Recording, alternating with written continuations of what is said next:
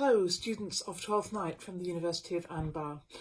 My name's Emma Smith and I'm recording this in Oxford while we're in coronavirus lockdown. And it's good to be talking about something different with you, talking about Shakespeare. I've grouped your questions sent to me by your professor into some themes, and I'm going to start with the largest one, which is about Shakespeare himself. So let me just look at some of the questions there. Jinan asked about Shakespeare's intention. Azil asked, why is the Duke mysterious? Ibrahim asked whether Olivia is a truly faithful woman. And Mahmoud asked something about Shakespeare's life. Do you have to be different if you want to be famous? Mejid and Walla both wanted to know about whether Shakespeare thought men's love was deeper than women's in the play. So these are all questions about Shakespeare and what did Shakespeare intend. So the first thing I would say to this is we don't know what Shakespeare intended. Okay, so all we've got is the play. There's no instruction booklet, there's no additional material, there are no letters by Shakespeare, there are no writings which tell us how to interpret. So we've got the play. And I think, as your questions are pointing out, the play is quite ambiguous. We don't know why the Duke behaves in a mysterious way, as you saw in the movie version. The question about whether Olivia really is overcome with grief for her brother, or whether she is using that as an excuse because she doesn't want to be involved with Orsino. That too is something I don't think we know for sure. I guess if you're an actor playing these roles, you make a decision for yourself about how you interpret the play and you act accordingly. But I don't think Shakespeare tells us. And actually, that seems to me the most important thing about Shakespeare, and the reason that Shakespeare is worth still studying and still working with all these centuries after he wrote. That quality of openness or ambiguity is really absolutely intrinsic to his works. And quite often, I think his plays ask questions rather than give us answers. So in some way, like Ibrahim, they're asking, is Olivia truly faithful? That they're not giving us the answer. We have to find that answer for ourselves, and you have to find that answer obviously with evidence from the text, but the text will give us evidence of lots of different interpretations. So the important thing is I don't think we know what Shakespeare's intention was, and so we don't know which of the perspectives in the play he might himself have believed in. And it's interesting that two of you were focusing on the scene where Orsino talks about the difference between men's and women's love. And if you look at that scene again, it's actually quite funny, isn't it? It will be funny in performance because Orsino is talking, he thinks, to another man, but it's actually a woman dressed as a man. But he's talking to another man and saying, we men know, men's love is much more lasting and deep and profound than women's. But because he isn't talking to who he thinks he is, that shared assumption that men might think they have if they're talking together breaks down. So in the moment of performance, I think if we were watching that, we would think Orsino is a fool or an idiot, or he doesn't, I don't think we would necessarily feel, oh yes, Orsino's views are endorsed by the play, because they're undermined by the comic situation in which he delivers them. If Shakespeare had wanted him to give a serious and a seriously felt defence of men as emotional creatures or men as lovers, I think he would have probably given him that speech in relation to Valentine or someone else in the court. But having it delivered to Cesario, who is not, as Orsino thinks, a man, I think undermines it. But these are all ways in which Shakespeare encourages ambiguous, situational understandings. If we took quotations from Shakespeare out of their context, we could make them mean something quite different from perhaps what they mean when the play is actually in full swing. And I just want on this section to take Mahmoud's question about whether to be famous you have to be different. I'm not sure what you're thinking about there, Mahmoud, because I don't think Shakespeare looked as if he was different in his own time. Nobody says anything about that. He came from a small town, married, had children, went to work in London. There are very few personal records that he has left behind, so we don't really have much sense of what his behaviour or personal life was. But he looks to have been an ordinary person with an extraordinary talent. So I think it's his talent actually that makes him successful and famous. Okay, so that's thinking about Shakespeare's intention, both in relation to particular characters and in relation to the play. And I think to sum up what I've been saying there, I think it's impossible for us to know what Shakespeare's intention was. It's the greatest thing these plays can offer us, that they're open to different interpretations. And one final thing, you're studying this play in university. That's often where I think about Shakespeare now. But remember, Shakespeare was writing for the theatre. People went to the theatre to be entertained. They wanted a good, enjoyable, funny afternoon at the theatre. They didn't really want necessarily a message rammed down their throats, just as you probably don't if you go to the cinema or something now. Let's think about the next section, which is about love and marriage. So Omar asked about romantic love in the play.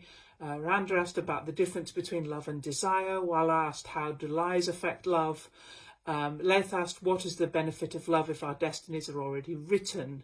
So we've got a whole lot of assumptions about love in the play. So I think this is really interesting. If we take the idea of romantic love, I think we might be able to associate that in the play with Orsino right at the beginning. When Orsino is talking about Olivia, he's talking about a person he hardly knows. It's important, isn't it, that the play never puts them together on stage until the very end. So he's talking about someone he doesn't know, and that he idealises and puts on a kind of pedestal from a distance. And the language of that scene is really the language of romantic love, of the sonnets that Elizabethans loved to write. And those sonnets are all about the untouchable or unattainable woman, the woman who is never going to be your wife or your mistress, and in a way you wouldn't want her to be either, because she's an ideal. So it's important that idea of romantic love is undermined again in the play, because Orsino and Olivia are not going to get together.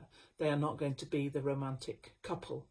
And instead, the two main relationships that develop and that are sealed in marriage at the end of the play, the one between Orsino and Viola Cesario, and between Olivia and Sebastian, are, well, let's take Orsino and Cesario first. They are,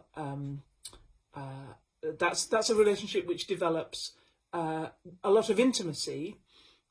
It's intimacy because Cesario passes as a man in Orsino's household. So she's able to have all kinds of intimacy with him as men can have with each other, which wouldn't be possible if they were meeting as man and woman.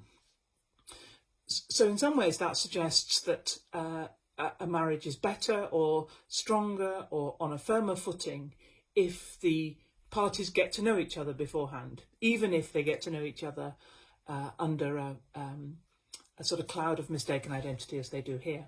I guess the marriage between Sebastian and Olivia suggests something quite different. In fact, they don't know each other, and in fact they're married very hastily. It depends whether you think that Sebastian is really a male version of Viola. Is Olivia marrying a male version of Viola, or has she married somebody who's completely a different person and she doesn't know at all? The difference between love and desire, I think, is really interesting in this play. There's a lot of love, self-love, love of others. Much of that love is quite selfish. Perhaps only Antonio, Sebastian's friend and protector, is selfless in his love. He puts himself in danger, he gives Sebastian his money. His seems a selfless form of love, and that points up the extent to which other people are very selfish. If you think about what how Malvolio imagines his marriage to Olivia, the marriage that's never going to happen, it's all in terms of luxury goods and riches, what he will gain from that. It's not really about her at all. But whether the play represents something like true love is really hard to know. Only perhaps Viola gets at the end of the play precisely what she wanted. Everyone else seems to be labouring under some kind of misapprehension. Walla asks, how do lies affect love? And I suppose in a way the lies here, if we take disguise, mistaken identity, the theme that Tiber is also asking us about, if we take that to be a kind of lie, I suppose I would say it brings about love, or it enables relationships to develop without the constraints of traditional gender roles. Let's question about what's the benefit of love if our destinies are written. It's a huge, big philosophical question about how far humans in life or in plays have agency, have the possibility of changing what's going to happen to them. And it touches on what's often given as a difference between tragedy and comedy. So tragedy tends to be seen as the genre in which people have less agency, and comedy the one where they make things happen themselves. They're less subject to a kind of cosmic destiny. So the answer to that question might be that comedy has a different take on this from tragedy. I think I'm going to take a third section now which builds on that, which is about gender. Safar asks if this is about gender trouble. Ithar asks about feminism. And Sama asks about something which I think is sort of related, the two titles, Twelfth Night or What You Will. It's certainly clear, isn't it, that this is a play which enjoys games about gender and gender roles.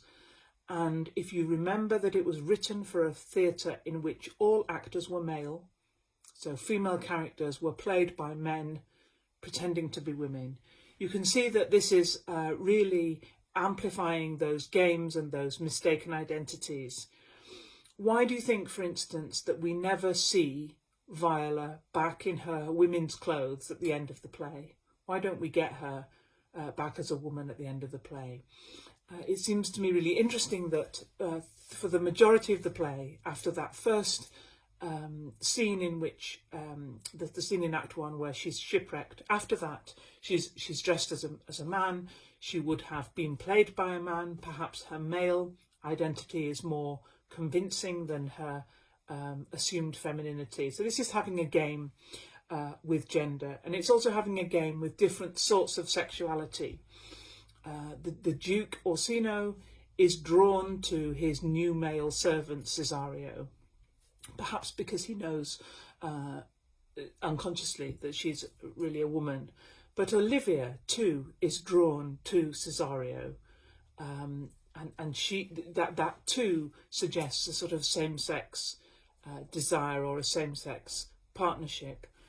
Antonio and Sebastian are an interesting pair as well, and that seems to me to give the title "What You Will" a kind of jokey or punning, anything goes, whatever you want, every which way. That those kinds of throwaway remarks. What you will is what you wish for, what you want to happen. Perhaps that relates to that question of destiny that we were talking about before. And I suppose that relates to the idea about feminism. Is this a feminist play? I'd link that to what I said at the beginning, that we've always been able to make Shakespeare's plays fit our own times and our own interests.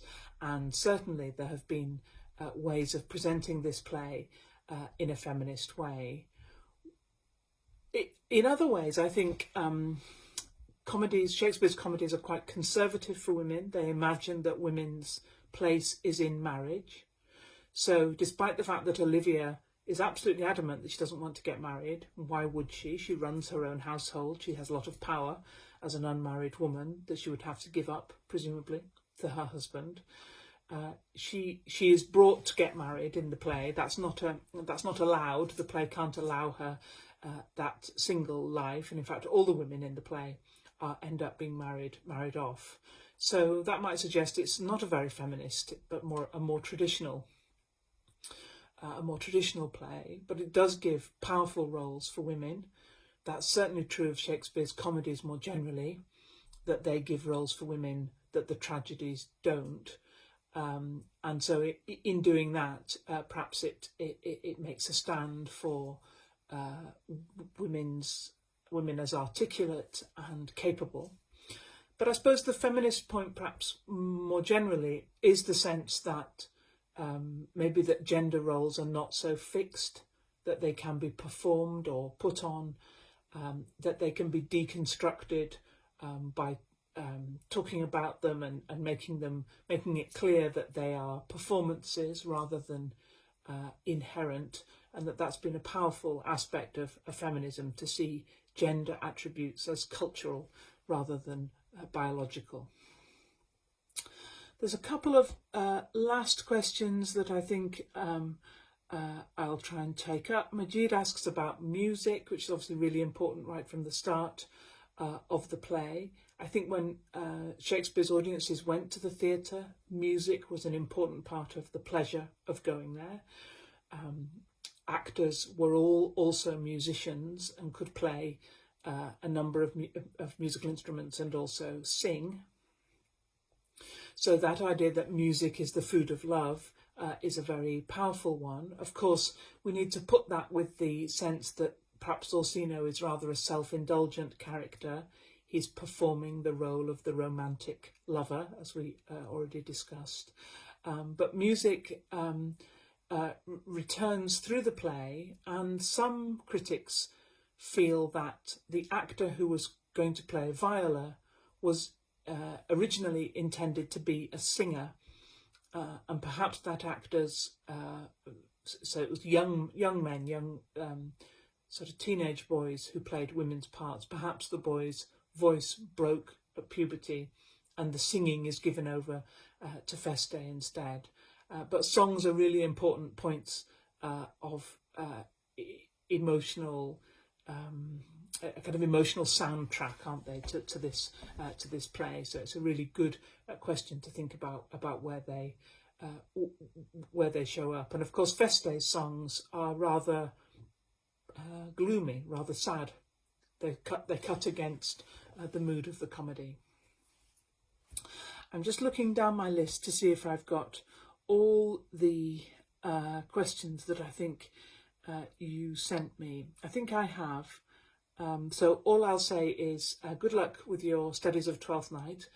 I hope you continue to enjoy it, and thanks very much indeed for giving me the chance to talk with you. Bye-bye.